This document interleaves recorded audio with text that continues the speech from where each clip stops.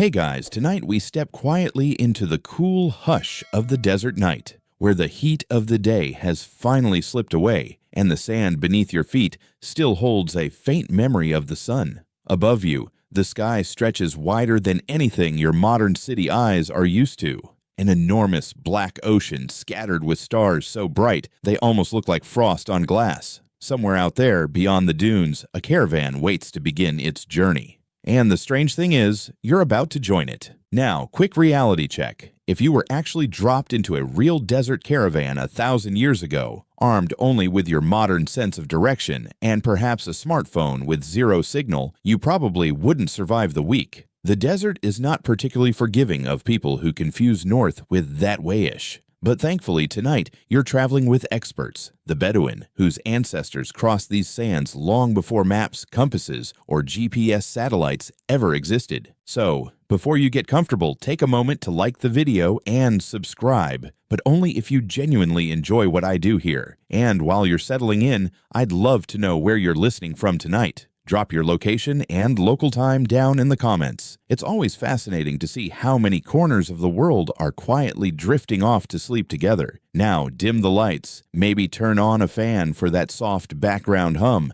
and let's ease into tonight's journey together. You stand near the edge of a small desert encampment. The air smells faintly of dust, camel leather, and a distant wood fire. A row of camels kneels patiently in the sand, their long necks swaying slightly, as if they've already accepted the rhythm of the journey ahead. One of the first historical facts worth knowing is that many desert caravans traveled primarily at night. The reason is simple and very practical. Daytime desert temperatures could soar well above 40 degrees Celsius, sometimes much higher. Traveling under the stars kept both humans and animals from overheating, preserved water supplies, and made the long distances far more survivable. You glance upward again. The stars here don't just sparkle, they dominate. Without modern light pollution, the Milky Way appears like a glowing river spilling across the sky. A Bedouin guide nearby watches the horizon with the calm patience of someone who has done this thousands of times. His name, you're told, is Salim. He moves with the quiet confidence of someone who knows that the desert rewards calm thinking and punishes panic. And tonight, Salim will navigate not with a compass, but with the stars. Before the caravan begins moving, preparations unfold with almost ceremonial calm. Water skins are checked, leather bags are tightened. Bundles of goods, dates, cloth, spices, and sometimes incense are secured carefully onto the backs of camels. Historically, many caravans crossing Arabia carried valuable trade goods along ancient routes connecting the Arabian Peninsula to places like Damascus, Petra, and the Mediterranean ports. Frankincense and myrrh, in particular, were once worth astonishing amounts of money. Imagine perfume so expensive that emperors burned it during ceremonies. Meanwhile, your camel, who will politely pretend has accepted you as a temporary rider, slowly stands up with that dramatic rocking motion camels love to perform.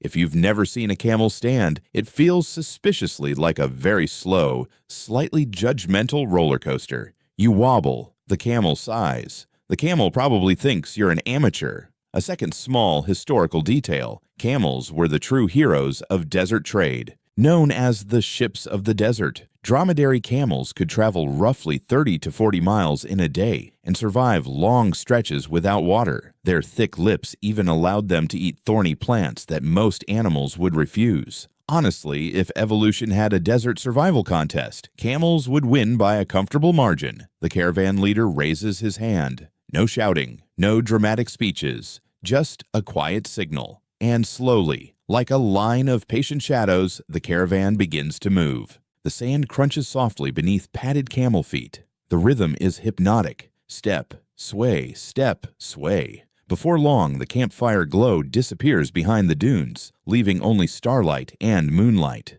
You might assume navigating a desert looks something like following obvious landmarks, but that assumption would get you lost very quickly because the desert has an annoying habit of moving. Dunes shift, wind erases tracks. What looked like a hill yesterday may be flattened tomorrow. In some regions, entire landscapes subtly reshape themselves over time, which is exactly why Bedouin navigators turned their attention upward. Above you, the stars are steady, reliable, timeless, Long before scientific instruments, desert travelers developed sophisticated ways of orienting themselves using the night sky. They memorized star patterns, seasonal movements, and the rising and setting points of certain constellations. Some Bedouin tribes even named dozens of stars used specifically for navigation, but historians still argue whether Bedouin star navigation was an informal, inherited tradition or a highly structured astronomical system passed carefully from generation to generation. Some researchers believe guides memorized entire celestial calendars, while others think the system relied more on practical observation and lived experience. Either way, the result was remarkably accurate navigation across thousands of miles of seemingly identical terrain. The caravan continues forward. You begin noticing something interesting about Salim.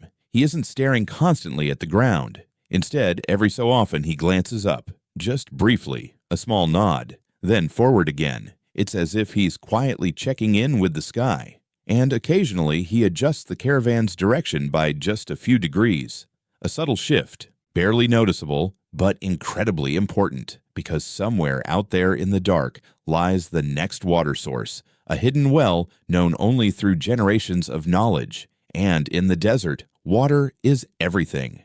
Now here's a quirky tidbit many people don't realize. Some Bedouin navigators also used scent carried by the wind to detect nearby vegetation or moisture. Certain desert plants release faint smells at night, especially after cooler temperatures settle in. Your modern brain might call that impossible, but people who live their entire lives in the desert often develop senses tuned to details most of us overlook. Right now, though, the stars are the main guide, and soon you'll learn the most important star of all, the quiet ruler of the northern sky. But for the moment, you sway gently with the caravan as the dunes roll past like slow waves beneath a sky so vast it almost feels like you're floating through space. Honestly, it's surprisingly peaceful if you ignore the fact that getting lost out here would be mildly inconvenient. All right, extremely inconvenient, but thankfully, Salim knows exactly where he's going, and the stars above are already telling him the way.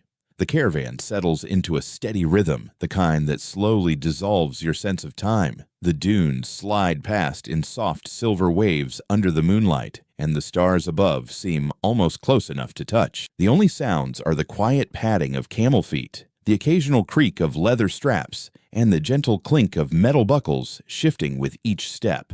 You sway with your camel in that slow, hypnotic motion, forward, back, like the world's calmest rocking chair. After a while, Salim drifts closer to you, not because you look particularly capable, mind you, but because teaching newcomers a few basic star tricks is apparently easier than rescuing them later after they wander off confidently in the wrong direction. He raises one hand and points upward. "Look there," he says quietly. You follow his finger. At first, the sky looks overwhelming. Thousands of stars scatter across the darkness like spilled salt. But gradually, your eyes begin to adjust. Patterns emerge. Bright points anchor faint clusters. This is your first real lesson. For Bedouin navigators, the night sky isn't random decoration. It's a living map. One widely known historical fact is that desert travelers across Arabia relied on star navigation for centuries. Long before magnetic compasses became common in the region, the stars offered something that dunes could not: stability. While the land shifted constantly, the sky maintained predictable movements night after night, season after season. Salim gestures toward a group of stars forming a curved shape. You see those? It takes a moment, but yes, you do. A sort of dipper shape, a long handle with a bowl at the end. Even if you've never studied astronomy, you might recognize it. The Big Dipper. Now technically, the Big Dipper is part of a larger constellation known as Ursa Major, the Great Bear. But for navigators, the important part isn't the bear, it's the direction. Salim explains that two stars at the edge of the dipper's bowl act like an arrow. Draw an imaginary line through them, and they point toward a single bright star farther north. You squint into the darkness, and there it is. Not the brightest star in the sky, but steady, patient, quietly fixed while the rest of the heavens slowly turn around it. Polaris, the North Star. Now here's the key thing. Polaris appears almost perfectly aligned with Earth's rotational axis. That means, from the perspective of someone in the northern hemisphere, it barely moves in the sky. Everything else rises, sets, and rotates. Polaris stays. For centuries, sailors, travelers, and desert caravans depended on this simple cosmic anchor. If Polaris sits directly ahead of you, you're heading north. If it's behind you, you're moving south. It's the universe's version of a permanent road sign. And conveniently, it doesn't require batteries. Your camel snorts softly, possibly impressed, possibly judging your late arrival to this knowledge. But Polaris alone isn't enough for the Bedouin system. Desert guides memorize entire sequences of stars that rise and fall through the night. These patterns shift gradually across the seasons, creating a kind of celestial calendar. Salim points again, this time toward a faint cluster near the horizon. That one rises before dawn in winter, he says. He tells you that certain stars signal seasonal travel routes. Others hint at approaching weather patterns. Some even help estimate time during the night. Historians know that Bedouin star knowledge was passed down through generations orally. Young travelers learned by walking alongside experienced guides, exactly like you are now. But historians still argue whether this knowledge was purely practical or whether it formed part of a deeper astronomical tradition. Some scholars believe Bedouin tribes maintained complex star classifications, naming dozens of celestial markers tied to navigation, rainfall cycles, and grazing seasons. Others think the system remained more intuitive, based on lived observation rather than formal study. Either way, the results were astonishingly reliable. Salim now points toward the horizon where a faint glow of starlight meets the dunes. Watch the sky long enough, he says, and it tells you where you are. You consider that. In a world before Google Maps, before compasses, before road signs, entire civilizations depended on memorizing the sky. And suddenly your phone's navigation app feels slightly less heroic. A cool breeze drifts across the desert. The temperature has dropped significantly since sunset. Desert climates are famous for dramatic swings between scorching days and surprisingly cold nights. Without the sun's heat trapped by moisture or clouds, warmth escapes quickly into the atmosphere, which explains why the Bedouin travelers wear layered robes. You, unfortunately, are wearing what modern historians might call completely inadequate tourist clothing, but the gentle movement of the caravan keeps you warm enough. Meanwhile, Salim continues your sky lesson. He points out a string of stars forming a faint diagonal across the heavens. These stars, he explains, help confirm direction when Polaris becomes difficult to see, sometimes hidden behind clouds or low dunes. Navigators rarely rely on a single star. They cross-check multiple references, kind of like ancient GPS triangulation, except without satellites, and without the robotic voice calmly announcing, "Recalculating. Please stop riding the camel into a sand dune." Now here's a quirky detail rarely mentioned in textbooks. Some Bedouin tribes also used the brightness and position of stars to estimate how many hours remained before dawn. Certain stars appeared only briefly before sunrise, serving as natural time markers for when to break camp or approach a destination. In other words, the sky was not just a map, it was a clock, and occasionally a weather forecast. The caravan continues moving quietly. Above you, the Milky Way spills across the sky like powdered silver. Thousands of stars shimmer so clearly that the darkness between them almost looks textured. You begin to understand why ancient travelers often described the desert night sky with deep reverence. Standing here, it's easy to imagine why. The dunes glow faintly under starlight, their curved edges soft and endless. Somewhere far away, a desert fox lets out a distant yip. Salim glances up one more time. Another quick adjustment, just a slight turn of the caravan's path,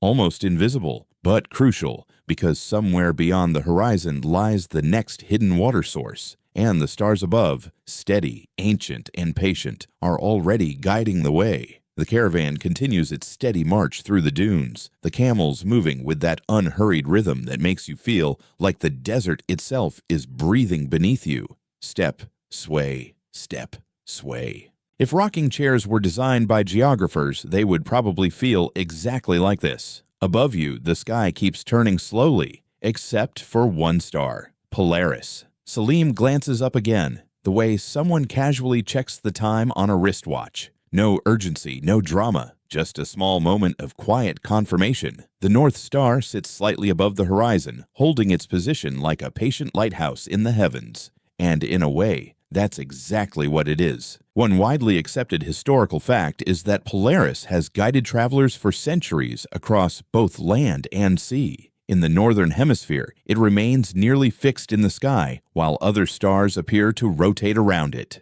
This happens because Polaris lies almost directly above Earth's rotational axis, near what astronomers call the celestial North Pole. The result is incredibly convenient for anyone wandering through an endless desert. If Polaris stays ahead of you, you're heading north. If it drifts behind you, you're moving south. If it's off to your right, you're heading west. And if it's on your left, congratulations. You've discovered east without needing a compass. Simple, reliable, no batteries required. Of course, this assumes you can actually spot Polaris, which sounds easy until you realize the desert sky contains roughly 1 million other shiny distractions. Salim slows his camel slightly so you can ride alongside him. He lifts his hand again and points to the Big Dipper, still hanging above the dunes like a giant ladle pouring starlight across the night. "You remember those 2 stars?" he asks. You nod. He traces an invisible line through the 2 pointer stars at the edge of the Dipper's bowl. That imaginary line stretches across the sky until it reaches Polaris. There it is again, steady, unmoving, almost stubbornly calm compared to the swirling motion of the rest of the heavens. This simple method, using the Big Dipper to locate Polaris, has been known across many cultures. Sailors in the Mediterranean, traders in Central Asia, and travelers across the Arabian Peninsula all used the same trick, which makes the Big Dipper something like humanity's oldest shared navigation app.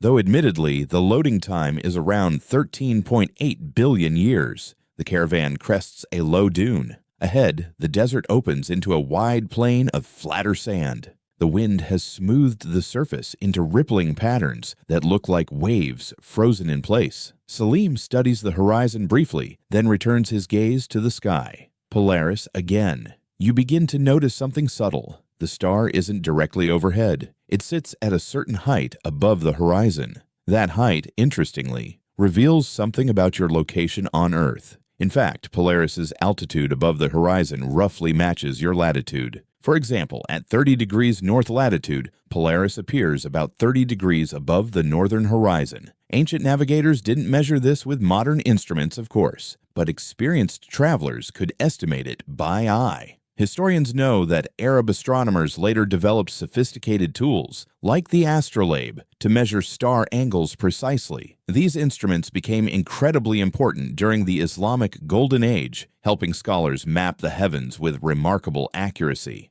But long before scientific instruments entered the picture, desert travelers already possessed a practical version of this knowledge. Salim, for example, probably couldn't tell you the exact angular measurement of Polaris tonight, but he knows exactly where it should sit relative to the dunes. And if it appears too high or too low, he would immediately realize something was wrong. Perhaps the caravan had drifted off course, or perhaps the dunes themselves had shifted in misleading ways, which they often do. Here's a quirky little desert reality. Dunes may look solid and permanent, but they move constantly. Wind slowly pushes sand grains up one side of a dune and down the other, causing entire hills of sand to migrate over time. Some dunes move only a few meters per year. Others shift much faster, which means a route that looked familiar last season may appear completely different the next.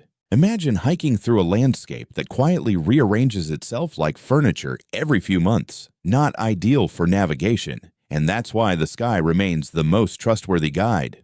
Still, historians still argue whether Bedouin navigators relied primarily on Polaris itself, or whether they focused more on the broader patterns of multiple stars. Some scholars suggest Polaris was central to navigation, while others believe Bedouin guides used a whole network of rising and setting stars as directional markers. The truth may lie somewhere in between. Human knowledge systems rarely depend on just one tool. Salim now gestures toward another star low in the east. This one rises before morning in winter, he explains. He names it using a traditional Bedouin term, one of many star names preserved in Arabic sky lore. Several modern star names used by astronomers today actually come from Arabic origins, reflecting the deep astronomical traditions that flourished across the Islamic world centuries ago. Stars like Aldebaran, Betelgeuse, and Rigel carry echoes of that heritage, which is a pretty impressive legacy for something that began with desert travelers simply trying to avoid getting hopelessly lost. Your camel lets out a long, theatrical sigh, possibly bored by astronomy, possibly annoyed that humans need constellations to do what camels accomplish by instinct. Because here's another fascinating detail. Camels themselves may contribute to navigation. Experienced caravan animals often memorize long travel routes and show subtle signs of recognition when approaching familiar water sources. Some guides even claimed camels could smell water from remarkable distances. Modern scientists remain skeptical about that exact claim, but camels certainly possess strong survival instincts and excellent spatial memory. Your camel suddenly turns its head slightly toward the breeze. Sniff. Pause. Then forward again. Maybe it's nothing. Or maybe your ride knows more about the desert than either of you. The caravan keeps moving. Above you, Polaris holds its quiet post in the northern sky, a cosmic nail pinning the heavens in place. Without it, the desert would feel much larger, much more uncertain. But tonight, the star shines steady, and the path through the dunes remains clear. The caravan drifts onward through the dunes, the steady rhythm of camel steps becoming almost hypnotic now. At first, the motion felt strange, your body trying to keep balance with each long sway, but gradually it becomes natural. Step, sway, like floating slowly across a quiet sea of sand. Moonlight washes over the desert in soft silver layers. Some dunes glow pale, others cast long shadows like sleeping waves frozen in place. From above, the landscape would probably look like an enormous ocean paused mid-storm. But down here, moving through it, the desert feels oddly calm. Salim rides a few lengths ahead, his silhouette steady against the horizon. Every so often he glances upward again, checking the sky with the quiet attention of someone reading a familiar book. You begin to notice how subtle his adjustments are. A slight shift left, then back toward the north. Barely noticeable changes that slowly guide the entire caravan along its invisible route. And this is where the desert becomes particularly tricky, because the ground itself offers very few reliable clues. One important historical fact is that shifting dunes constantly reshape desert landscapes. Wind carries grains of sand up the windward side of dunes and spills them down the leeward slope, gradually pushing the dune forward like a slow-motion wave. Some dunes creep only a meter per year, others travel far faster. Entire sand hills can migrate across valleys over decades, burying old roots and revealing new ones, which means if you tried to rely purely on landmarks, say, that tall dune over there, you'd quickly run into a problem. Because next year, that dune might not be there anymore. Or worse, there might be 10 dunes that look exactly like it. It's the desert's version of rearranging all the furniture while you're trying to walk through the house in the dark. Not ideal. So instead, Bedouin guides combined several methods: stars above, wind patterns, the shape of dunes, and memory passed down through generations. And memory in this world is astonishingly detailed.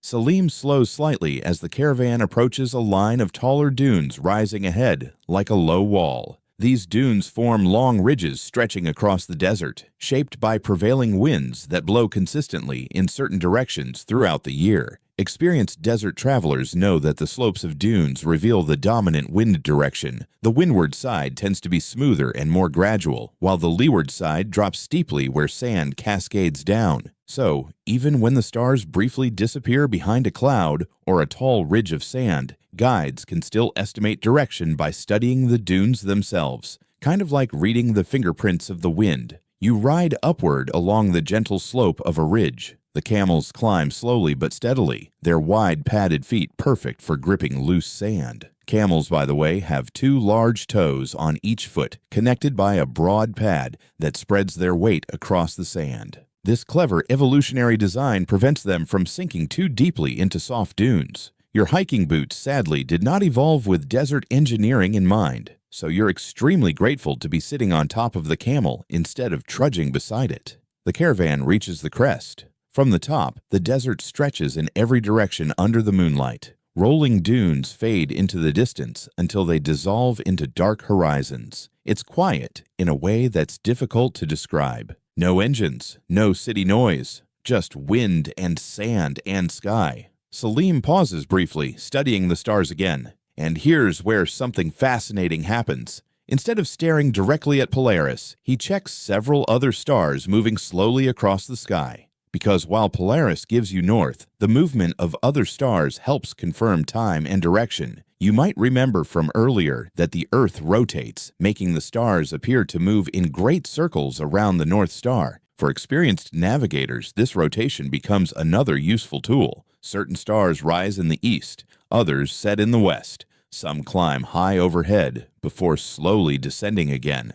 By watching where these stars appear and disappear, travelers can track both direction and the passing hours of the night. Historians know that Bedouin star knowledge included dozens of named stars used for orientation. Many of these names later entered classical Arabic astronomy and eventually passed into modern star catalogs. But historians still argue whether Bedouin navigators organized these stars into formal constellations like Greek astronomers did, or whether their system focused more on individual stars and seasonal markers. In other words, they may have navigated using a sky map quite different from the constellations we learn today. Salim gestures to a star rising low in the east. "That one tells us the night is turning," he says quietly. You glance at it. The star flickers faintly near the horizon. According to Salim, when that star climbs higher, it means the caravan is approaching the middle hours of the night, which is also when temperatures drop the most. The desert wind grows cooler now, sliding gently across the dunes. The warmth of the day has vanished completely. You pull your cloak tighter. Meanwhile, the camels seem perfectly comfortable. In fact, they appear slightly smug about the whole thing.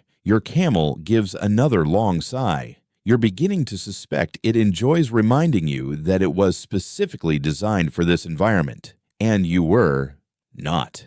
The caravan begins descending the far side of the dune ridge. The slope here is steeper, the sand sliding softly under the camels' feet as they move downward. Grains whisper past like tiny avalanches. Somewhere far ahead lies the next destination, a hidden water source known to Salim and his tribe. But the desert does not advertise its wells. No signposts, no glowing oasis markers, just memory and the stars. Yet there's another tool quietly helping the caravan tonight. The moon. Its pale light spreads across the sand, revealing subtle ridges and shadows that would vanish in complete darkness. Moonlit travel was often preferred by caravans, especially during fuller lunar phases when the desert becomes bright enough to navigate comfortably without torches. Which is good news for everyone, because lighting torches in a caravan full of camels carrying dry goods would be, let's say, a bold strategic decision. You ride onward with the caravan as the dunes slowly change shape around you. Above, the stars continue their silent rotation, and Salim, with small glances and gentle corrections, keeps the caravan moving exactly where it needs to go, across a desert that never stops shifting. Toward water, hidden somewhere beneath this, the caravan continues gliding down the far side of the dune ridge, the sand sliding softly beneath the camel's padded feet. From this lower ground, the wind feels calmer, and the dunes around you rise like quiet walls, protecting the caravan from the night breeze. Salim lifts his hand briefly, signaling a slower pace, not a stop. Just a careful adjustment, because somewhere ahead lies something far more valuable than spices, silk, or incense: water. And in the desert, water determines everything. You might imagine desert wells as obvious places, perhaps a cluster of palm trees waving cheerfully from the horizon like a travel brochure. But the reality is much more subtle. Many wells in Arabia were nearly invisible from a distance. Some were tucked between dunes. Others were hidden in shallow depressions where ancient underground water tables rose closer to the surface. A few were nothing more than narrow shafts dug deep into the sand and reinforced with stone, which means unless you knew exactly where to look, You could pass within a few hundred meters of life-saving water and never realize it. One well-documented historical fact is that Bedouin tribes maintained extensive knowledge of desert wells scattered across the Arabian Peninsula. These water sources, some natural, some carefully dug, formed the backbone of long-distance caravan travel. Entire trade routes developed around these wells. Miss one and the consequences could be unpleasant. And by unpleasant, we mean dangerously dehydrated somewhere between two dunes that look exactly alike. Salim glances upward again. Polaris still holds steady in the northern sky, but now he studies the horizon as well, measuring the shape of the dunes ahead. The caravan shifts slightly westward, just a few degrees. Subtle corrections like this happen constantly during desert travel. Without fixed roads, even small navigational errors can compound over long distances. A slight drift left or right over several hours might place a caravan miles off course. And in a landscape with very few visual markers, correcting those drifts requires both sky knowledge and memory. Generations of memory. You ride beside Salim as the caravan moves across a flatter stretch of sand. He begins explaining how desert wells were remembered not just by location, but by stories attached to them. Each well had a name, often tied to tribal history, local legends, or memorable events. Some wells were known for sweet water. Others were known for salty water that camels tolerated, but humans drank reluctantly. A few were considered unreliable, full one season, dry the next. Bedouin guides memorized all of this information. In fact, knowledge of wells was so important that it often became part of tribal identity. Certain families specialized in guiding caravans because they possessed the most accurate knowledge of hidden water sources, which is probably the ancient equivalent of having excellent five-star navigation reviews. Salim the Reliable, perhaps. Now here's a quirky detail many people don't expect. Some desert wells were intentionally kept partially hidden. Tribes might disguise the exact location using rocks or subtle markers to prevent strangers from exploiting the water source. After all, in a harsh environment, resources had to be protected. Water wasn't just survival, it was power. Historians still argue whether these secret wells were shared cooperatively between tribes or fiercely guarded. Some records suggest agreements existed allowing travelers access under certain conditions, while other accounts hint at conflicts over water rights in particularly dry seasons. The truth likely varied from region to region. Salim raises his hand again. This time, the caravan slows even more.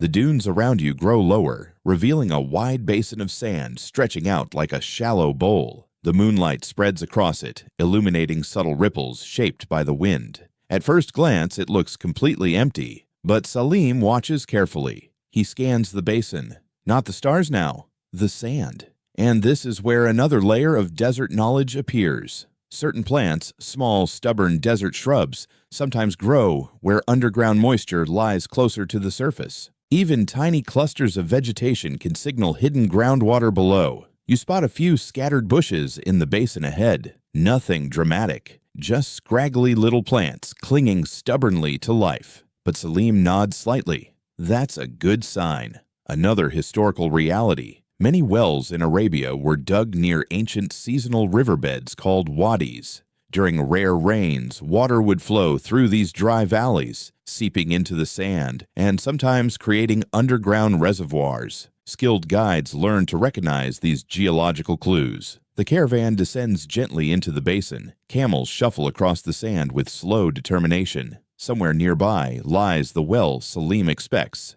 but it won't be obvious. No stone walls, no decorative archway announcing "Welcome, thirsty travelers." Just a quiet patch of ground hiding something precious beneath it. Your camel suddenly lifts its head slightly. Sniff. Pause. Then another sniff. Now here's another curious detail travelers sometimes reported. Camels occasionally sensed water nearby before humans did. Whether this came from scent, memory, or subtle environmental cues is still debated by researchers, but many caravan guides trusted their animals' instincts. Historians still argue whether camels can truly smell water from great distances, but they absolutely possess strong environmental awareness. Your camel steps forward with slightly more energy now, which you find mildly encouraging. because if the camel believes water is near, that's probably better news than anything your personal navigation skills could provide. The caravan moves deeper into the basin. Salim dismounts. He walks a few steps across the sand, studying the ground carefully. Then he kneels, brushes away a layer of loose sand, and there it is. A circular stone opening no wider than a barrel lid. A well, hidden so quietly that you could have walked right past it. Salim smiles faintly. The stars led the way, but memory finished the job. Salim brushes away the last layer of loose sand from the stone rim, revealing the full mouth of the well. It's smaller than you expected. Not a grand desert oasis surrounded by palms, but a simple circular opening reinforced with stones worn smooth by centuries of hands, ropes, and water skins. The caravan gathers quietly around it. Camels kneel one by one with soft grunts, relieved of their loads. Leather water skins are untied and placed nearby. No one rushes. In the desert, rushing usually wastes energy, and energy means water. Instead, the entire scene unfolds with calm efficiency. A rope appears, tied to a narrow bucket carved from wood and reinforced with leather strips. One of the travelers lowers it slowly into the darkness of the well. You hear the rope slide over stone.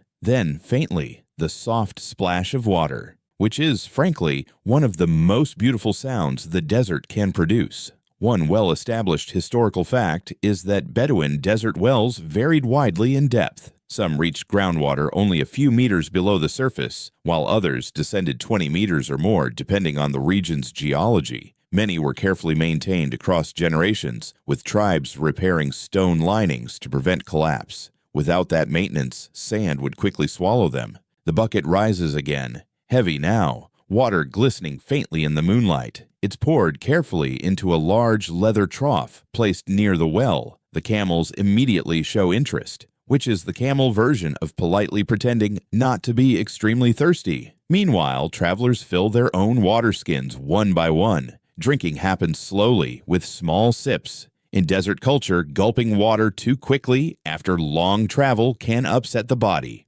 So you sip. Cool, clean. Honestly, it tastes better than anything bottled. Salim gestures for you to sit beside the well while the rest of the caravan settles into a brief rest. The desert night stretches calmly around you, stars still shining above like scattered lanterns. Now comes something fascinating. While the travelers rest, one of the older men begins humming softly. At first, it sounds like a quiet tune carried on the breeze, but then the words begin, a slow desert song. This brings us to another remarkable part of Bedouin survival knowledge: songs. Not just songs for entertainment, but songs that carried information. Certain oral traditions encoded geographic knowledge into poetic verses, routes, wells, landmarks, seasonal winds. Travelers memorized these songs so that entire journeys could be recalled through rhythm and melody. Think of them as ancient GPS directions, but far more musical. One verse might describe the distance between two wells. Another might mention a distinctive rock formation or a valley that only floods during winter rains. By singing the journey, travelers remembered the landscape.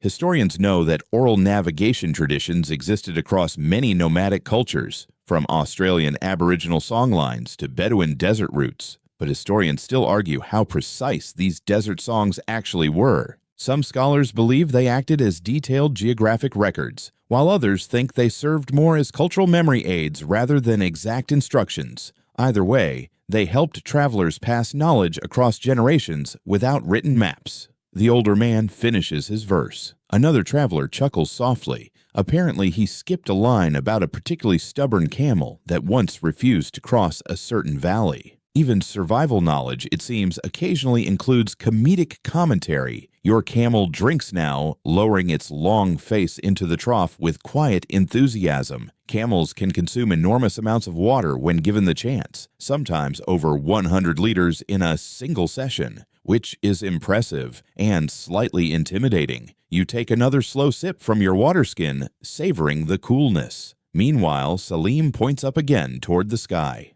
"Look there," he says. You follow his gaze. Several stars have shifted noticeably since the caravan began traveling earlier tonight. The sky's slow rotation becomes more obvious the longer you watch. Stars that once hovered near the horizon now climb higher, others drift downward, and Polaris remains steady, calmly marking the northern direction. But Salim explains that travelers often used more than just Polaris for navigation. Some Bedouin star systems divided the sky into seasonal rising stars called anwa. Each star or cluster signaled certain weather patterns or travel conditions. For example, the appearance of specific stars before dawn could indicate the beginning of cooler seasons or approaching winds. This knowledge was deeply tied to survival, because knowing when to travel and when not to could mean the difference between a safe journey and a miserable one. Historians still debate how formalized this star system truly was. Some believe Bedouin astronomy formed a structured observational science parallel to early Islamic astronomy. Others argue it remained largely experiential knowledge, passed from elder to apprentice rather than recorded in scholarly texts. Perhaps both are true. Human knowledge rarely fits neatly into categories. The caravan rests quietly now. Someone stirs a small cooking fire using dry desert brush gathered earlier. A kettle appears because apparently even ancient caravans understood the importance of tea, and honestly, a desert night without tea feels suspiciously incomplete. Soon, small cups pass between travelers. You take one. The tea is warm, slightly sweet, and carries a hint of cardamom. Incredibly comforting under a sky this enormous. Nearby, your camel settles into the sand with a heavy sigh, which, you suspect, is the camel equivalent of saying, "Yes, I planned this water stop all along." You glance once more at the stars above. They've shifted again. Time is passing. Soon the caravan will move again, guided by the same sky that has guided desert travelers for thousands of years. But for now, in this quiet hollow of sand, the well murmurs softly beneath the stones, and the desert offers a rare moment of rest. The teacups slowly empty, and the small fire fades into glowing embers. Around the well, the caravan rests in a gentle quiet that feels almost ceremonial. Camels kneel in loose clusters, occasionally shifting their weight or letting out those deep, theatrical sighs that make them sound like philosophers disappointed in the world. But rest in the desert is rarely long. Salim glances upward again. The stars have moved noticeably since the caravan first arrived. The slow rotation of the sky, so subtle at first, now feels obvious, like the hands of a cosmic clock quietly advancing. He nods once. Time to move again. Traveling by night requires careful timing. A caravan might journey for several hours, pause briefly at a well, and then continue before dawn. The goal is always the same: maximize distance during the cooler hours. One historical fact worth knowing is that long-distance caravans often traveled between 25 and 40 kilometers per night, depending on terrain, weather, and the strength of their animals. These steady, patient distances allowed traders to cross enormous deserts over weeks or even months. No rushing, just rhythm.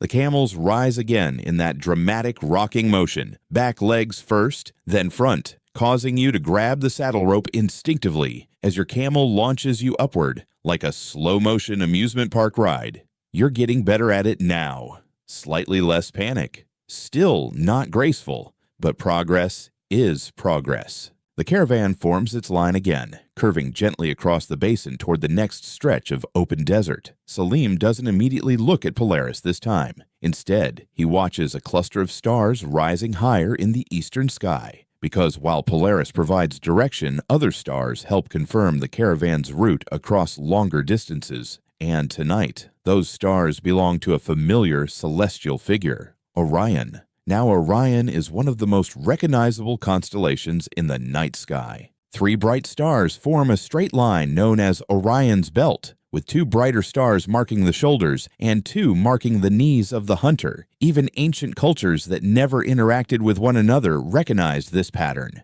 In Greek mythology, Orion was a mighty hunter, but across the Arabian desert, Bedouin traditions often interpreted the same stars differently. Some Bedouin groups saw Orion's belt as a string of pearls or a row of grazing camels. Others connected the stars with stories of travelers crossing the sky. The key detail, though, wasn't the story. It was the movement. As Orion rises and travels across the sky during certain seasons, it provides directional clues. Travelers could use the belt's angle relative to the horizon to estimate orientation during different hours of the night, kind of like a giant glowing compass needle. If that needle also happened to be made of three massive stars burning millions of kilometers away, which frankly is a fairly dramatic navigation tool. Salim watches Orion climb slowly above the eastern dunes. He adjusts the caravan's direction slightly southward. Not much, just enough, because long desert routes rarely follow perfectly straight lines. Instead, they weave gently between dune fields, rocky plateaus, and valleys where hidden wells might exist. You begin noticing how much knowledge Salim carries in his head. Stars, winds,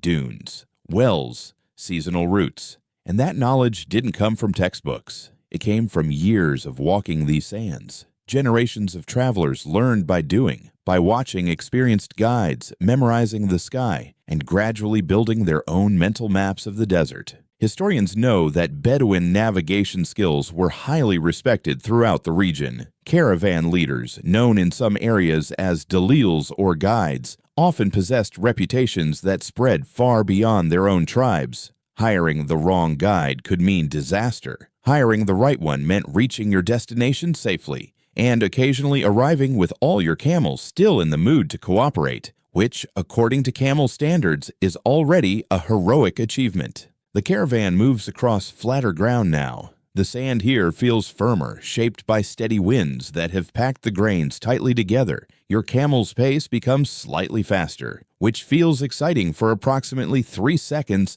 until you realize that faster camel still translates to very relaxed walking speed.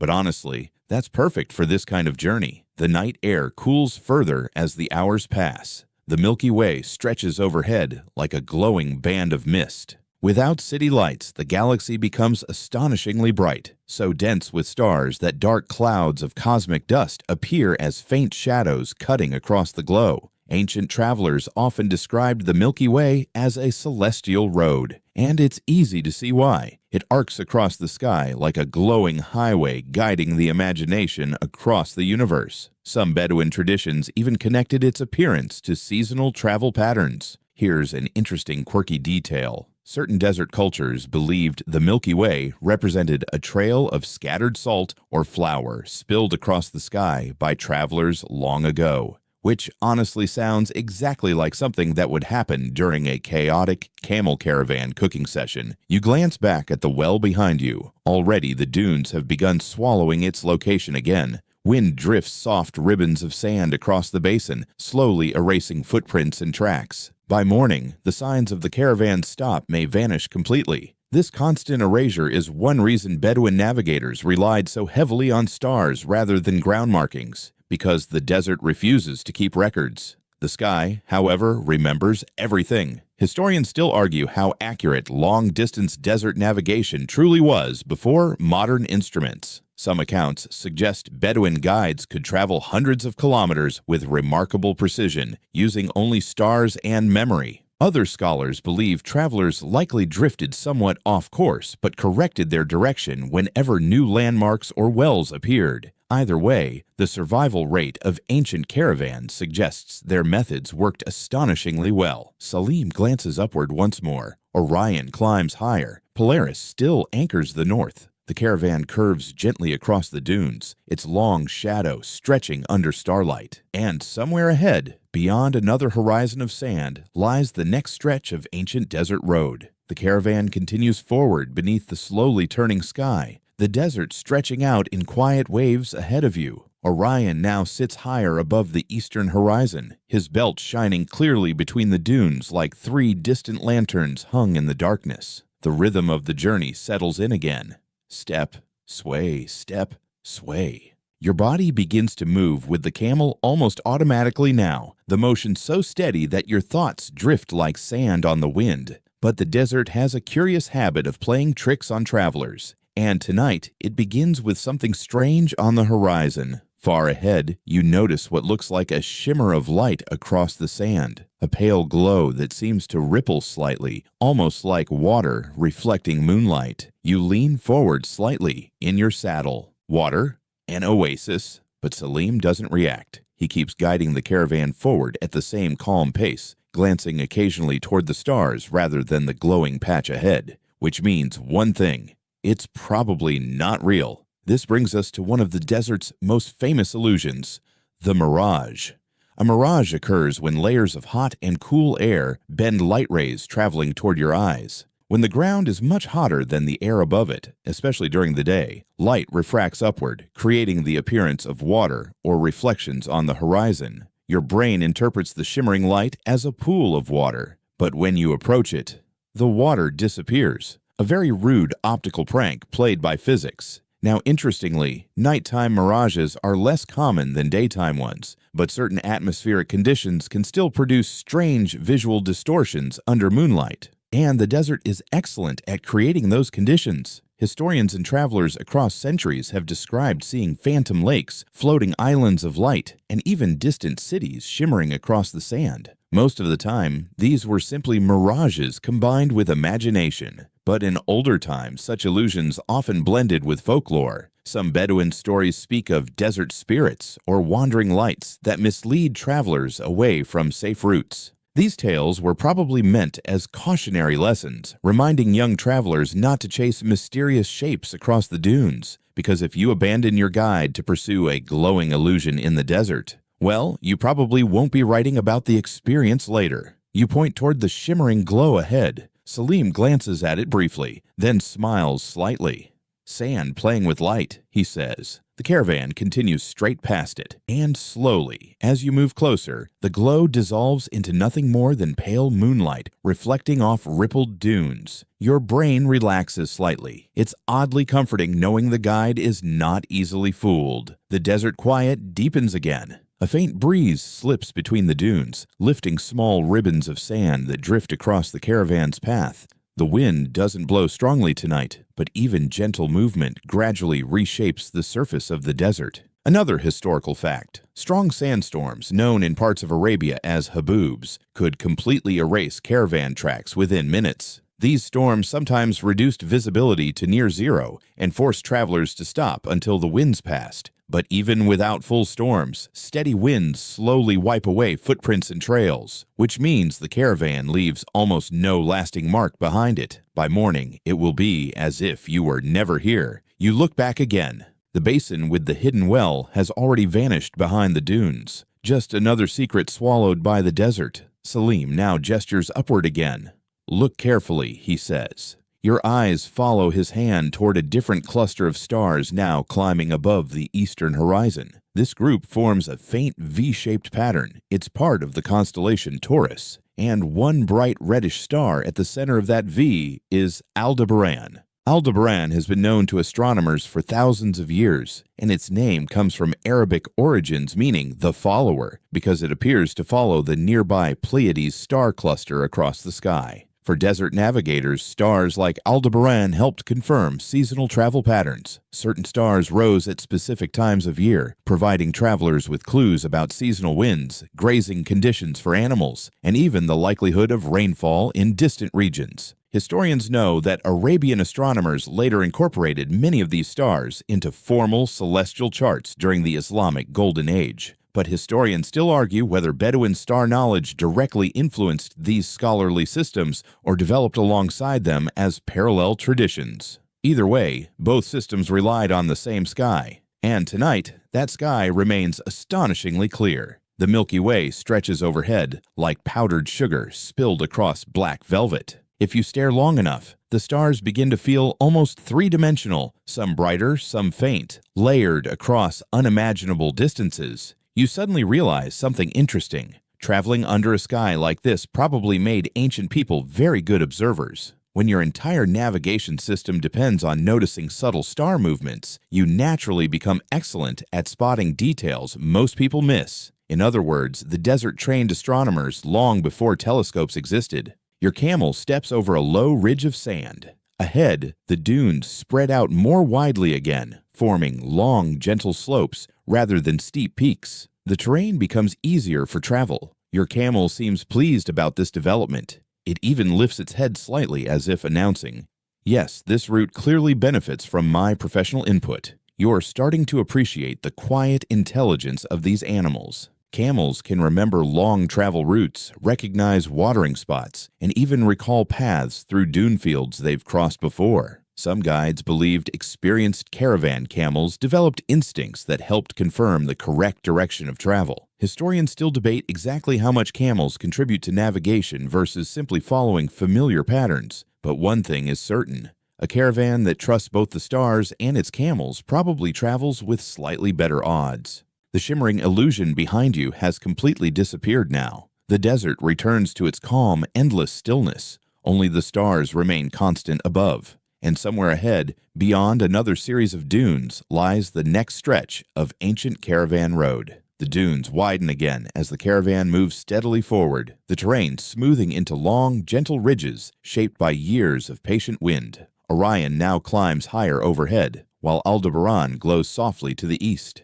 The stars continue their slow, graceful shift across the sky, marking the quiet passing of the night. The air grows cooler, colder than you expected, honestly. Deserts are famous for extreme temperatures, not just the scorching heat of the day, but the surprising chill of nighttime once the sun disappears. Without clouds or humidity to trap warmth, the desert radiates heat back into space remarkably quickly, which means by the middle of the night, temperatures can drop dramatically. You pull your cloak a little tighter. Meanwhile, your camel seems perfectly content, possibly because it has an entire built-in fur coat and a lifetime of desert experience. The caravan leader signals for another short pause, not because anyone is particularly tired, though you're starting to appreciate just how long a desert night can be, but because regular pauses help both animals and travelers maintain steady endurance. Caravans rarely rushed. They paced themselves carefully. One well-documented historical fact is that caravan routes often included predictable rest intervals spaced between known water sources or sheltered valleys. These stops allowed animals to recover, traders to check their goods, and navigators to reevaluate their direction using the stars. The camels kneel again with their usual dramatic flair. You slide down to the sand, stretching your legs. After hours of gentle rocking, standing still feels strangely unfamiliar, like stepping off a boat after a long voyage. The desert around you is almost impossibly quiet, the kind of silence that feels thick, like a blanket wrapped around the dunes. Above you, the Milky Way arcs brilliantly across the sky. Now that your eyes are fully adjusted, you begin noticing smaller details. Faint star clusters, dark dust lanes, tiny points of light scattered between the brighter constellations. It's no wonder ancient people felt the sky carried stories. Salim sits nearby and pours another small cup of tea. Apparently, tea breaks are as essential to desert navigation as the stars themselves.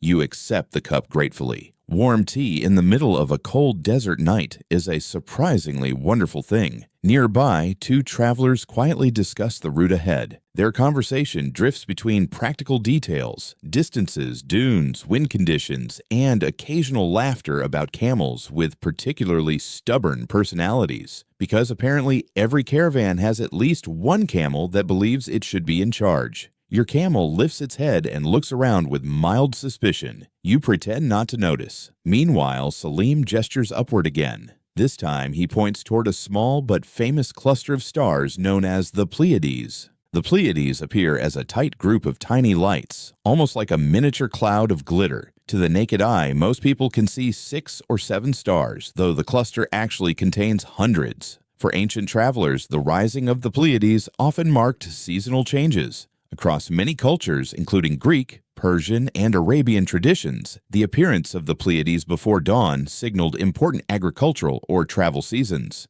In the Arabian desert, the cluster was associated with cooler months when long-distance travel became easier. Historians know that many Bedouin tribes track the heliacal rising of certain stars, meaning the first time a star becomes visible just before sunrise after a period hidden by the sun's glare. These events acted like seasonal markers in the sky. But historians still argue exactly how precise this system was among nomadic groups. Some believe Bedouin travelers tracked dozens of such star events with remarkable accuracy. Others think the observations were more approximate, relying on general seasonal awareness rather than exact celestial timing. Either way, the sky served as a reliable calendar long before printed calendars existed. Salim finishes his tea and brushes sand lightly from his robes. Then he looks toward the north again. Polaris remains exactly where it should be, steady, quiet, unmoved by the slow dance of the rest of the sky. The caravan will soon begin moving again, but for a moment longer, the group enjoys the stillness.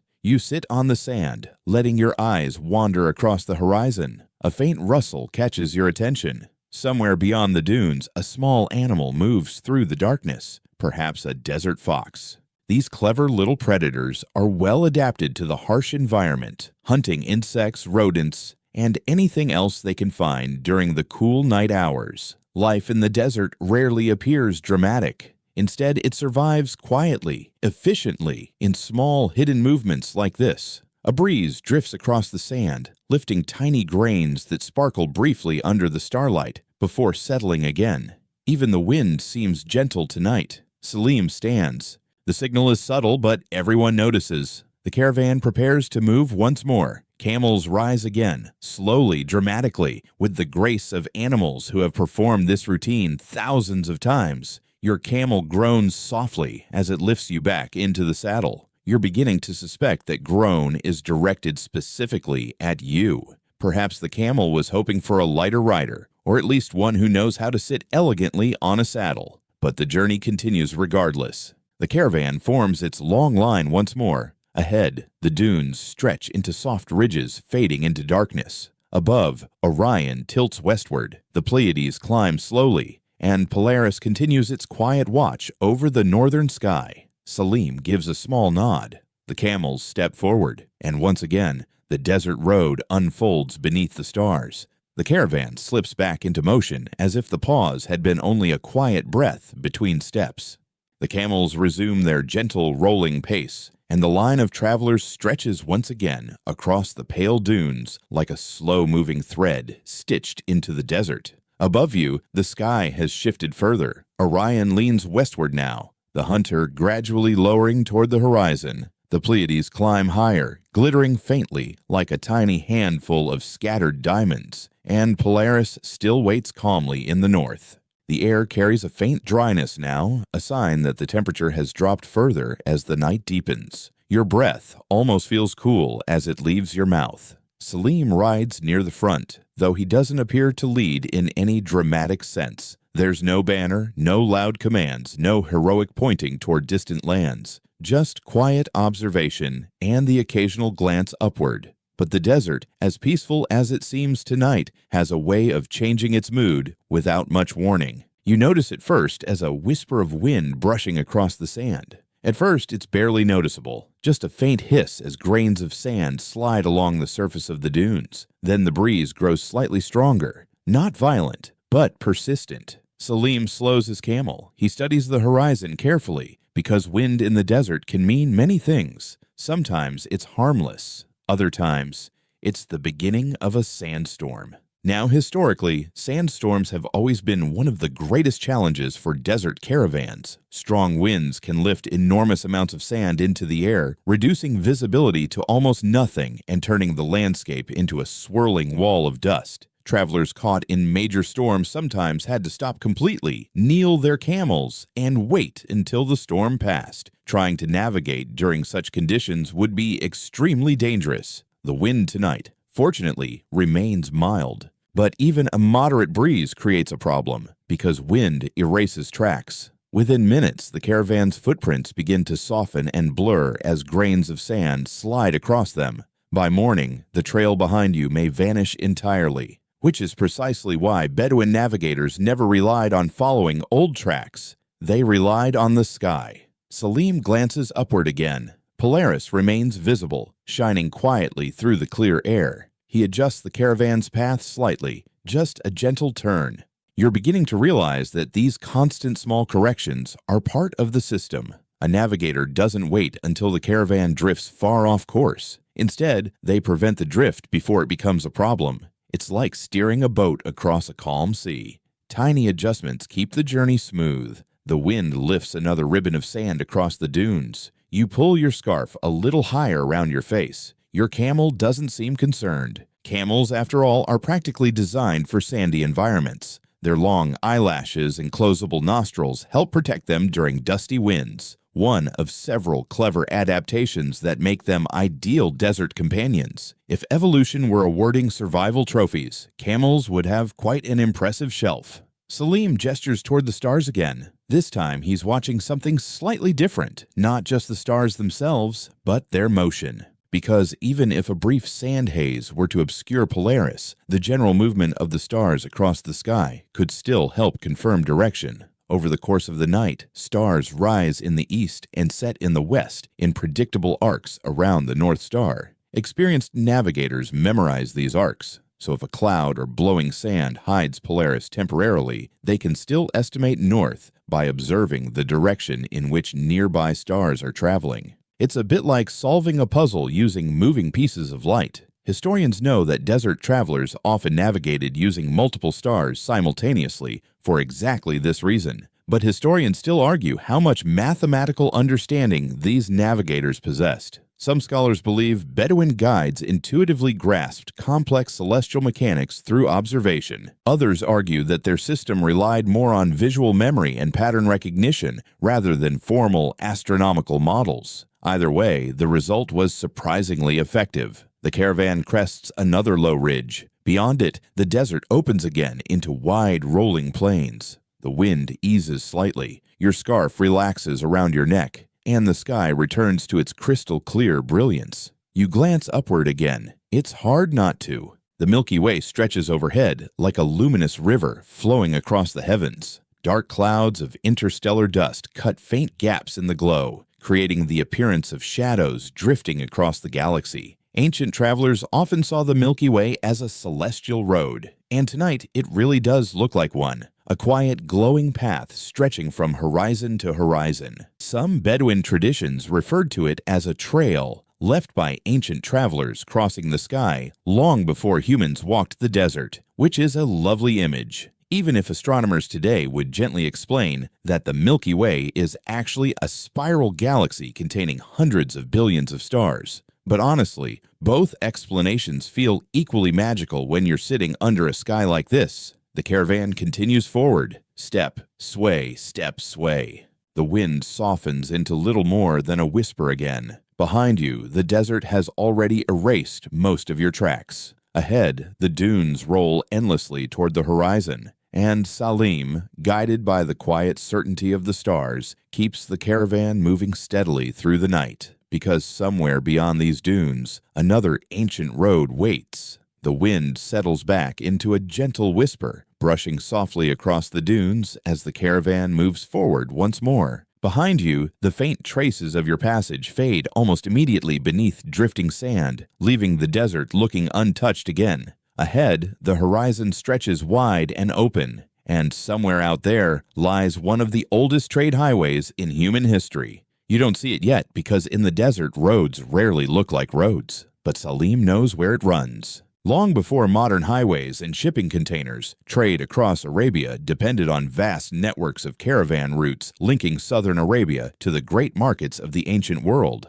One historical fact stands out clearly. For centuries, the Arabian Peninsula served as the center of the famous incense route. This network carried valuable resins like frankincense and myrrh from the southern Arabian regions, particularly modern Oman and Yemen, northward through desert trade hubs toward cities like Petra, Gaza, and Damascus. These fragrant resins were incredibly valuable in ancient times. Temples burned them during rituals. Kings perfumed their palaces with them. Even Roman emperors reportedly demanded huge quantities for ceremonies and burials, which meant caravans transporting incense could carry fortunes across the desert. Salim glances toward a distant ridge, then toward the stars. Another small correction in direction. Gradually, the terrain begins to change. The dunes become lower and more widely spaced. Patches of firmer ground appear between them, gravelly surfaces where wind has stripped away loose sand over centuries. And then you notice something subtle, a faint line across the ground. Not a road exactly, more like a path worn slightly smoother than the surrounding terrain. You've reached one of the old caravan corridors. These routes weren't paved or marked with signs, of course. Instead, generations of caravans traveling the same direction gradually created preferred paths across the desert. Camels, it turns out, appreciate firm ground as much as humans do, so caravans naturally followed the most efficient terrain. Over time, certain corridors became widely known and frequently used. Salim nods toward the faint path. The caravan aligns with it. Suddenly, the camel's pace becomes slightly smoother, their feet landing more confidently on the firmer surface. Your camel seems particularly pleased with this development. It lifts its head proudly, as if to say, "Finally, professional-grade walking conditions." Another historical detail. Some of these caravan routes connected important oasis cities that acted as trade hubs. Places like Petra in modern Jordan flourished precisely because they controlled key sections of the desert trade network. Caravans moving north or south would stop at these cities to trade goods, refill water supplies, and exchange news from distant lands.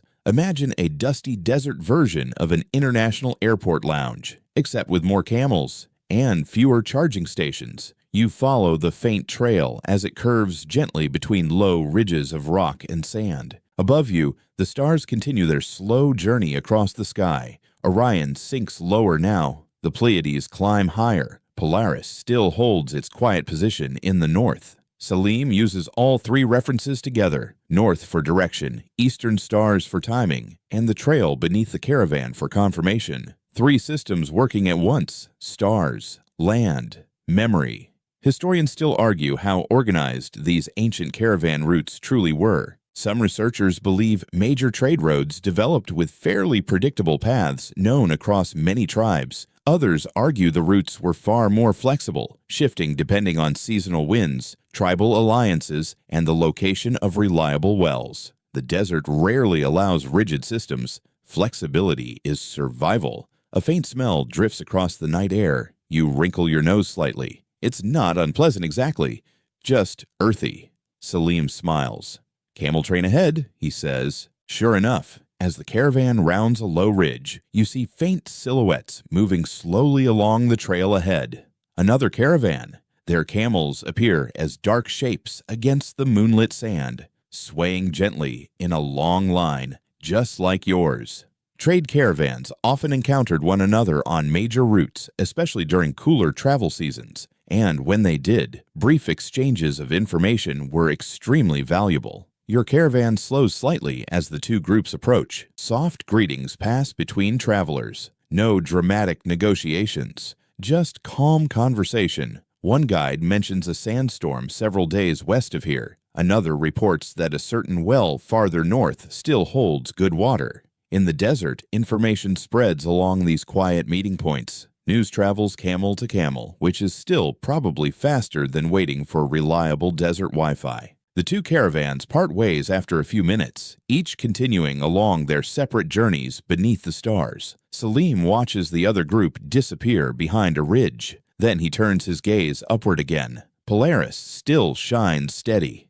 The caravan continues northward along the ancient route. You begin to imagine how many travelers have walked this same path across centuries. Merchants carrying incense, pilgrims heading toward distant cities, scholars traveling between centers of learning, explorers mapping unknown regions, thousands upon thousands of footsteps, now erased by sand. Yet the route survives in memory and in the sky above, because as long as Polaris shines in the northern heavens, travelers will always have a guide through the desert night. The faint trail of the caravan road stretches onward through the dunes, and the rhythmic sway of the camels returns to its calm, predictable tempo. The other caravan you passed earlier has already vanished behind the sand ridges, leaving your group alone again beneath the vast night sky. Orion now leans low in the west. The Pleiades glitter higher above, and Polaris continues its quiet watch in the north, steady as ever. The desert grows even quieter as the night deepens. Even the wind seems to pause, as if the dunes themselves have decided to sleep. But Salim is watching something new now. Not the sky, the ground. You notice him leaning slightly forward in the saddle, scanning the sand with the same careful attention he usually gives the stars, because the desert doesn't reveal its secrets in just one way. Sometimes the clues come from the living creatures that share this landscape. One widely known historical fact is that desert travelers often paid close attention to animal behavior when searching for water or nearby vegetation. Certain birds, insects, and grazing animals naturally gather near areas where water is available, even if that water lies hidden beneath the surface. Salim slows the caravan slightly. He points toward a cluster of small shapes moving across the sand ahead. At first you think they might be shadows, but then the shapes move again. Birds. A few desert larks hopping along the ground.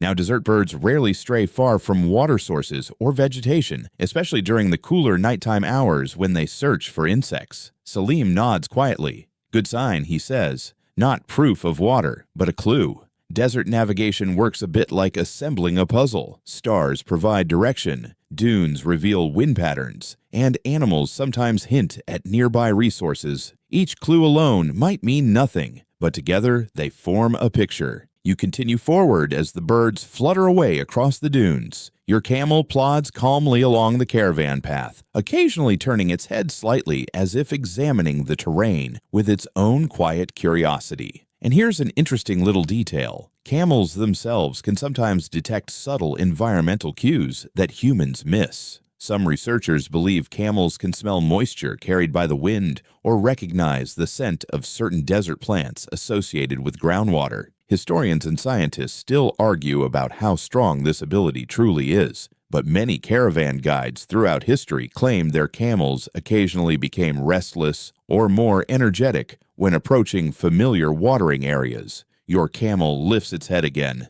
Sniff. Pause. Then another slow step forward. Maybe it's nothing, or maybe your ride knows more about the terrain than it's letting on.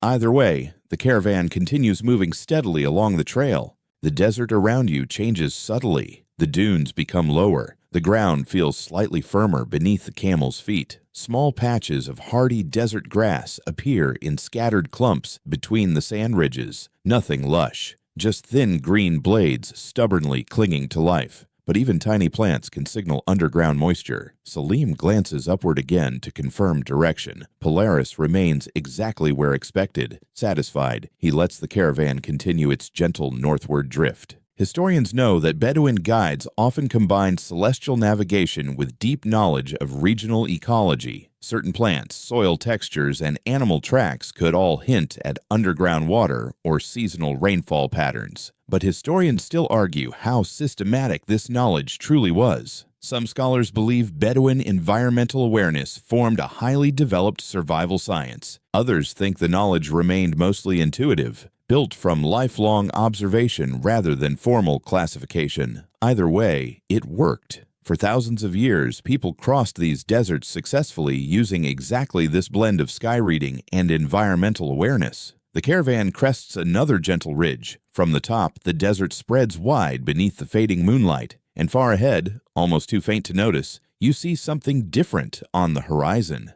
A darker shape. Not a dune, not a shadow. Something taller. Salim sees it too. A small smile touches his face. Palm trees, he says quietly. Now, palm trees in the desert almost always mean one thing: water.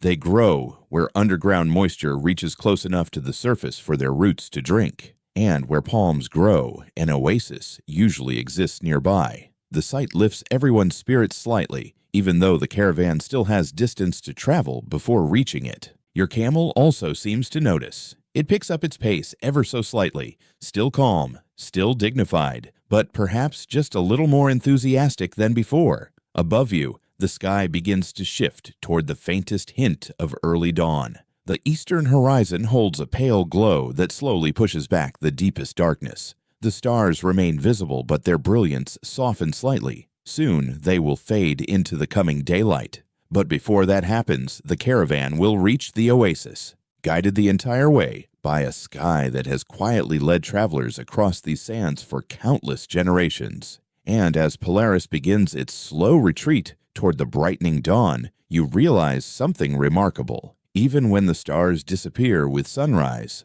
the knowledge of them remains. The darker shape on the horizon slowly grows clearer as the caravan continues forward. At first, it was just a faint silhouette, something slightly taller than the surrounding dunes. But now, as the caravan crests another gentle rise, the shape becomes unmistakable. palm trees.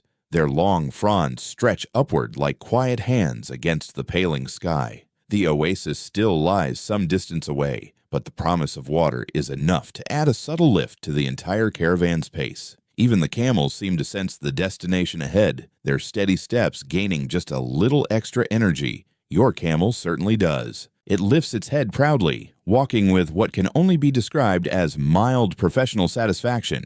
Ah, yes, it seems to say. Another successful navigation, clearly thanks to my excellent instincts. But before the caravan reaches the oasis, Salim slows again slightly, not because the direction is uncertain, but because the sky itself is changing. The eastern horizon glows faintly now, and the stars begin their slow retreat from view. One by one, the faintest points of light fade as the first hints of dawn spread across the desert. Polaris still shines for the moment, but even it will soon vanish in the growing daylight, which raises an interesting question. If the stars guide desert travelers at night, how do they navigate during the day? The answer is several ways. One well-established historical fact is that Bedouin travelers often relied on the sun during daylight travel, using its position in the sky to estimate direction, much the same way sailors once did at sea. Experienced guides could track the sun's arc across the sky to maintain a steady heading, but the sun alone was rarely enough,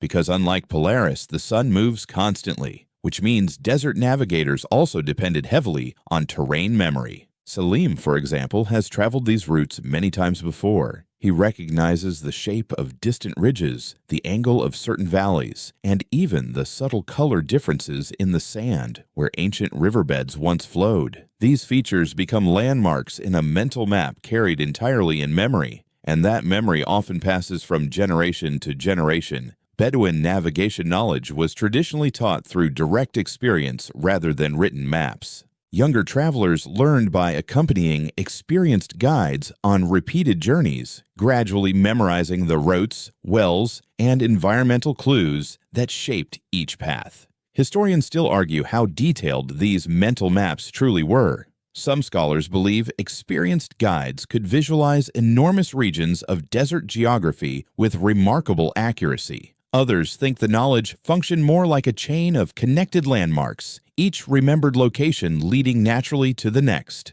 Either way, the system worked astonishingly well. Salim gestures toward the sky again. Only the brightest stars remain now. Orion has almost completely disappeared behind the western dunes. The Pleiades fade into the growing light. Polaris flickers faintly for a moment longer before dissolving into the dawn. The sky, which only hours ago seemed overflowing with stars, now becomes a pale blue canvas. The desert itself begins to glow with soft early sunlight, and the oasis ahead becomes clearer. A cluster of tall date palms rises above the surrounding dunes, their leaves catching the first golden rays of morning. At their base, a darker patch of vegetation spreads outward, smaller bushes, grasses, and low shrubs nourished by underground water. And somewhere within that patch lies the oasis pool itself. Your camel lets out a satisfied grunt, which you interpret as a very polite way of saying, "Yes, I was aware of the oasis long before you were."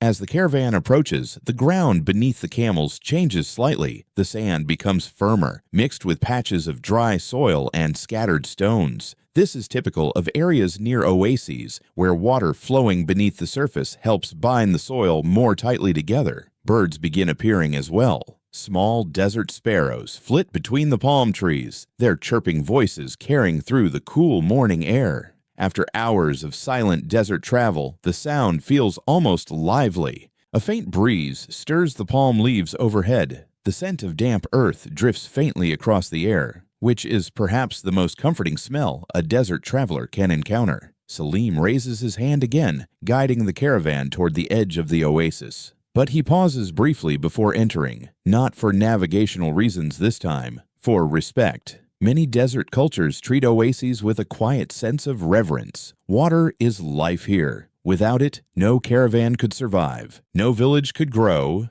no trade routes could exist. Even the great cities that once thrived along desert trade networks depended entirely on these scattered islands of water. Historians know that control of certain oasis regions often determined the power of desert tribes and trading kingdoms. but historians still debate how early these oasis settlements first developed. Some may date back thousands of years, forming small but vital hubs in the vast desert landscape. Salim finally guides the caravan forward again. The camels enter the shade of the palms.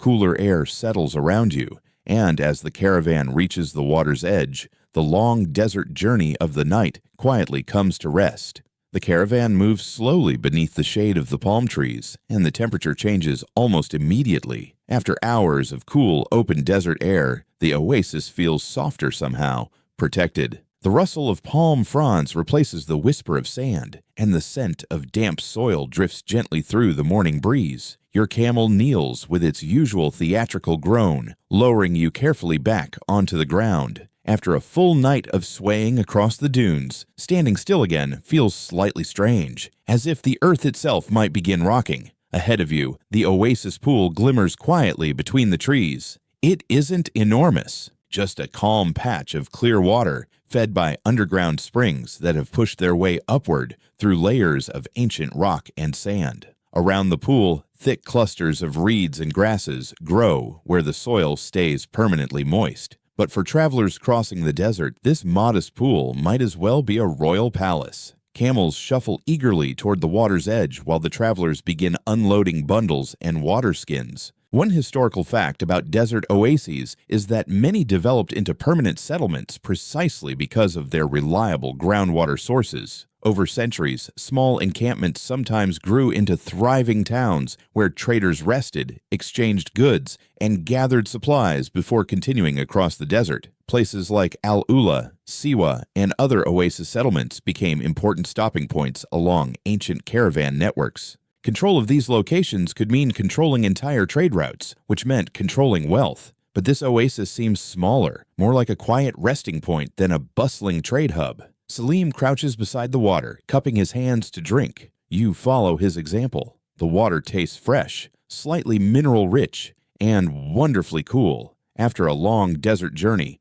it feels almost miraculous. Nearby, several camels drink deeply from the pool, their long necks dipping gracefully toward the surface. Camels can go days without water when necessary, but when given the chance, they drink enthusiastically. One camel slurps with enough enthusiasm to send a splash of water toward the sand. Your camel watches with quiet approval. Apparently, hydration is taken very seriously in camel culture. As the sun rises higher, golden light spreads across the oasis. Palm fronds cast long shadows over the pool, and birds hop along the water's edge searching for insects. The desert beyond the oasis already looks brighter and harsher again, its dunes glowing pale under the growing sunlight. You realize how small this island of life truly is. Just a patch of green surrounded by endless sand. And yet, without places like this, long-distance desert travel would have been nearly impossible. Salim gestures toward the trees.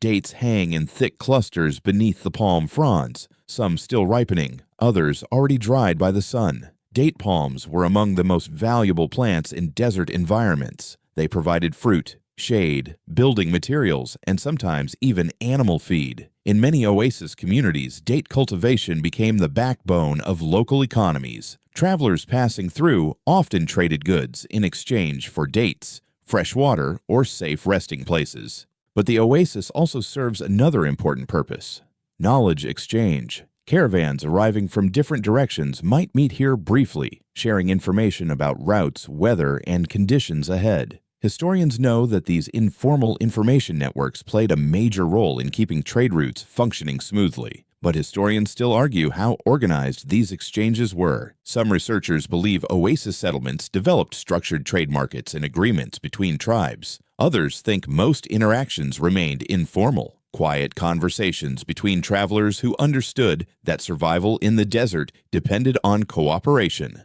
Either way, knowledge moved across the desert almost as steadily as the caravans themselves. Salim sits beside the pool, gazing out toward the dunes beyond the oasis. You follow his gaze. The desert stretches endlessly under the morning sun. It's hard to believe that only hours ago you were navigating that same landscape, guided entirely by the stars. And tonight, another caravan somewhere out there will do exactly the same. Your camel settles into the sand nearby, chewing thoughtfully. possibly reflecting on the philosophical significance of water, or possibly just enjoying breakfast. Honestly, with camels, it's sometimes difficult to tell. A light breeze moves through the palm leaves above, creating a soft rustling sound that blends with the gentle splash of water and the distant calls of desert birds. The oasis feels calm, almost timeless, which makes sense, because places like this have welcomed travelers for thousands of years. Long before modern maps, long before engines, just caravans, camels, and a sky full of guiding stars. Salim stands again, brushing sand from his robes.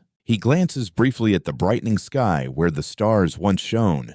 They're gone now, hidden by daylight. But tonight, they will return. And when they do, they'll still be there exactly where travelers expect them to be, waiting quietly above the dunes, guiding the next journey across the desert night. Morning settles gently over the oasis. Sunlight filters through the palm fronds, scattering soft golden patterns across the pool and the surrounding sand. The desert beyond the trees already glows brighter, its dunes warming quickly beneath the rising sun. But here in the shade, the air remains cool and calm. The caravan rests quietly around the water. Camels kneel in loose circles beneath the palms, chewing slowly and blinking in the peaceful morning light. The travelers move unhurriedly, refilling water skins, checking saddles, and sharing small portions of dates and bread. After a full night of travel guided by the stars, this moment feels almost suspended in time. You sit near the edge of the pool, letting the quiet sounds of the oasis settle around you.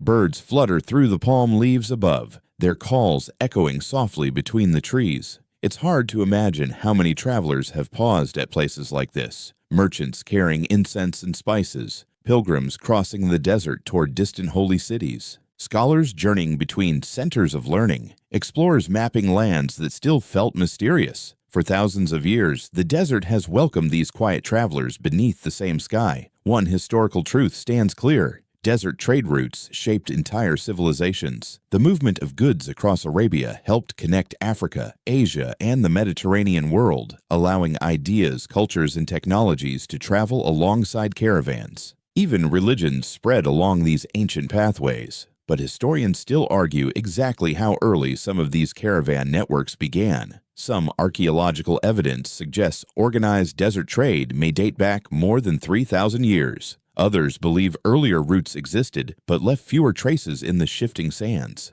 The desert, after all, is not particularly good at preserving footprints. Sand moves, wind erases, and yet the knowledge survives. Not written in stone roads or carved mile markers, but carried in memory. Passed quietly from guide to guide, you glance toward Salim. He sits calmly beneath a palm tree, sipping tea as he watches the morning light spread across the dunes. His journey tonight followed a map that exists nowhere on paper, a map written in stars, the memory of wells, the shape of dunes, the behavior of birds and wind. Knowledge built across generations of travelers who learned to read the desert the way sailors read the sea. Your camel shifts nearby and lowers itself comfortably into the sand again. It looks completely satisfied with the outcome of the journey, possibly because it knew about the oasis all along, or possibly because breakfast involved a generous portion of dates. Either way, the camel appears deeply at peace. The oasis slowly wakes as the morning continues. Travelers move quietly between the palms, some preparing to rest through the heat of the day before traveling again after sunset. Because desert journeys rarely end in a single night, they unfold across many nights, one star-guided step at a time. And that brings us to the quiet wisdom of the Bedouin navigators. They didn't fight the desert, they moved with it, traveling when the air was cool, resting when the sun grew strong, watching the sky not just for direction, but for rhythm.